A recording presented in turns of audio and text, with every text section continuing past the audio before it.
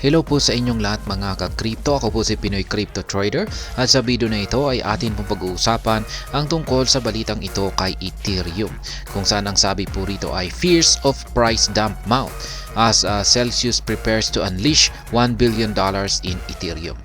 Kaya yan, sabi rito ay meron daw pong naiipon na takot sa presyo, or marami daw pong natatakot sa presyo ni Ethereum sapagkat posible daw po kasi itong bumagsak dahil sa ginagawang paghahanda ng Celsius na mukhang magbebenta po sila ng napakalaking amount ng Ethereum na kanilang hawak, at ito po ay nagkakahalaga ngayon ng $1 billion. Kaya yan, bago po tayo magpatuloy ay nais ko lamang po munang bigyang linaw ang aking disclaimer kung saan ang nilalaman po ng video na ito ay hindi po ito isang financial advice. For education and information purposes lamang po ang layunin nito. Maliban po dito ay nais ko na rin pong magbigay babala na wala pong kahit anumang group chat ang Pinoy Crypto Trader. At ayan po, ang sabi po rito ay Ethereum now stands at the center of volatility risk as the defunct crypto lender Celsius prepares over $1 billion worth of Ethereum tokens for liquidation. Kaya yan, si Ethereum ngayon ay mukhang meron po siyang makakaranas po siya ng volatility risk, or magkakaroon po siya ng malaking paggalaw sa presyo sapagkat ang isa pong crypto lender na si Celsius ay naghahanda po siya ng higit $1 billion na halaga ng Ethereum tokens na kanya pong ililiquidate or ibebenta or ibabagsak sa market. On-chain analytics resource Spot On-chain and numerous crypto pundits have highlighted Celsius Ethereum's transaction.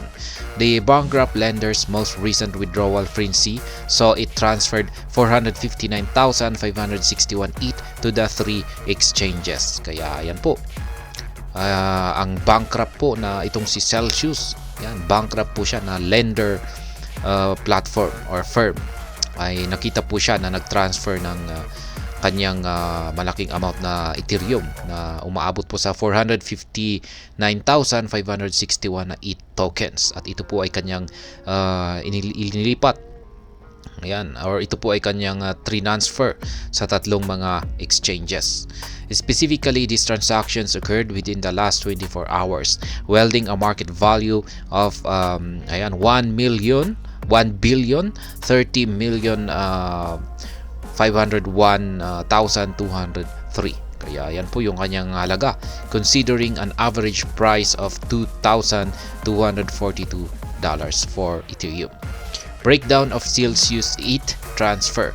On-chain data indicates that the largest chunk of the transferred ETH went to Coinbase institutional platform Coinbase Prime.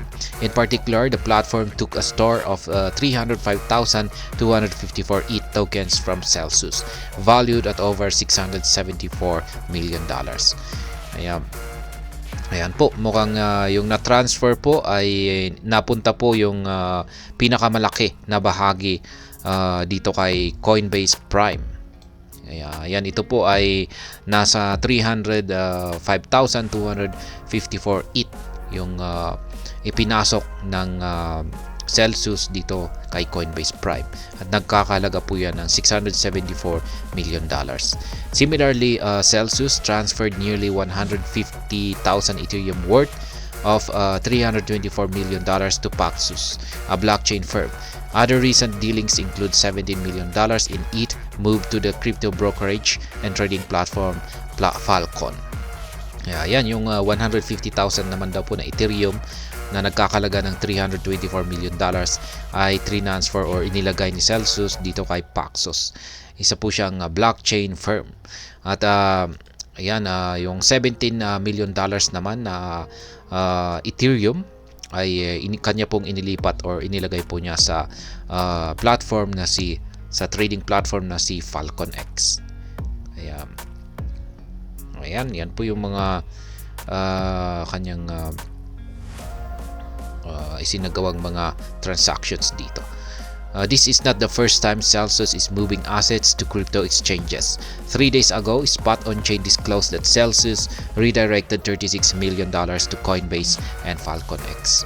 Kaya yan, hindi daw po ito yung kauna-unahan na nagsagawa ng transaction or paglipat ng mga assets itong si Celsius. Nitong mga nakalipas na 3 araw ay nakita rin po ni Spot On Chain yung pag-transfer ni Celsius ng kanyang $36 million papunta dito kay Coinbase at saka kay Falcon X. Furthermore, the on-chain tracker observed that Celsius withdrawal frenzy first peaked in November 2023 amid a cash out of $621 million Ethereum. The recent $1.03 billion transfer brings the total amount moved by the embattled crypto lender to over $1.69 billion worth of Ethereum within the last 3 months. As of now, Celsius still retains 62,469 ETH worth of $140 million in the address under scrutiny. Kaya yan. Sa ngayon ay meron pa daw natitira na 62,469 na Ethereum token na nagkakalaga ng $140 million sa kanyang address na ayan na ito po yung yung under scrutiny, yung pinag-uusapan po. Ayan, or yan yung may kaugnayan, yung address na may kaugnayan po sa naganap na pangyayari kung bakit nag-collapse itong si Celsius.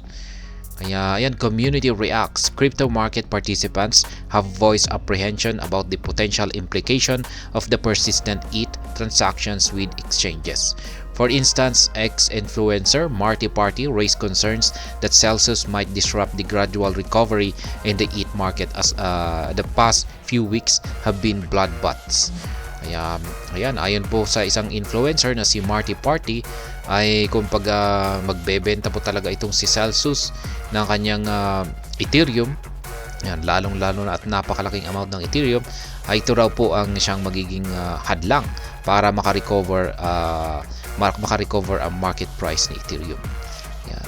Kaya kawawa naman po si Ethereum na pagtapos nitong makaranas ng pagbagsak nitong mga nakalipas na ilang linggo ay kung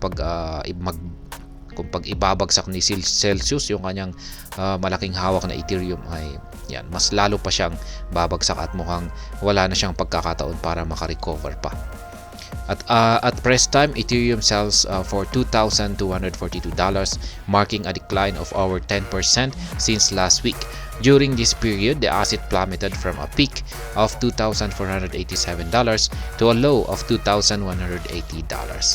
Kaya yan po yung kalagayan ngayon ni Ethereum mula nung nailabas po ang balita na ito. Naglalaro po siya sa presyong $2,242. Nagkaroon lamang po siya ng bagyang pagbagsak na 10% nitong nakalipas na linggo.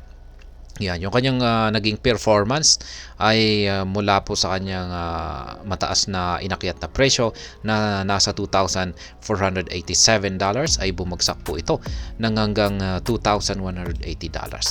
At ngayon ay mabuti na lamang at nakaka-recover naman po siya at nandito na po siya ngayon sa $2,242. Kaya kung pag ibabagsak po ni Celsius yung kanyang malaking amount na Ethereum tokens, ay asahan po natin na magkakaroon po yan ng bearish impact sa kanyang presyo ngayon. At sa aking sariling opinion ay talagang babagsak itong si Ethereum. At ayan, hanggang dito na lamang po tayo sa video na ito. Sana po ay inyong nagustuhan ang aking paliwanag dito. Kung inyo po itong nagustuhan ay pag-click lamang po ang like button nito. Para naman po sa mga bago lamang dito, kayo po ay aking inaanyayahan para mag-subscribe. Pag-click na rin po ang bell icon nito dahil ito po ang siya magsisilbing notification nito sa mga bago kong videos na akin pong ina-upload sa aking YouTube channel na ito. Marami pong salamat sa panonood, ingat po tayo lagi at God bless po sa ating lahat.